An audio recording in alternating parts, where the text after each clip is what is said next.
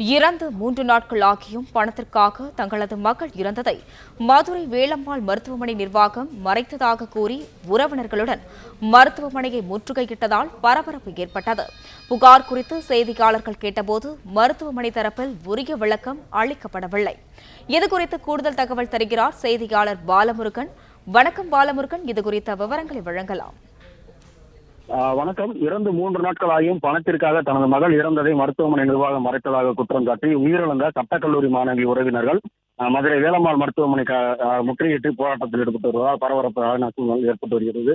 மதுரை மேலவாசல் பகுதியைச் சேர்ந்த பாண்டிதுரை மகள் பிரியதர்ஷினி இவர் ராமநாதபுரத்தில் சட்டக்கல்லூரியில் 1ஆம் ஆண்டு பயின்று வருகிறார். கடந்த 10ஆம் தேதி கீழ்மதுரை சந்திப்பில் தனது நண்பர்களுடன் ரயிலில் ஏறும்போது தவறி விழுந்து பின்தலையில் காயம் ஏற்பட்டுள்ளது. உடனே சக மாணவர்கள் அவரை மீட்டு மதுரை அனுப்பானடியில் உள்ள வேலம்மாள் மருத்துவமனையில் சிகிச்சைக்காக அனுமதித்துள்ளனர். 1.5 லட்சம் செலவாகும் என மருத்துவமனை தரப்பில் தெரிவித்ததாகவும் சொல்லப்படுகிறது.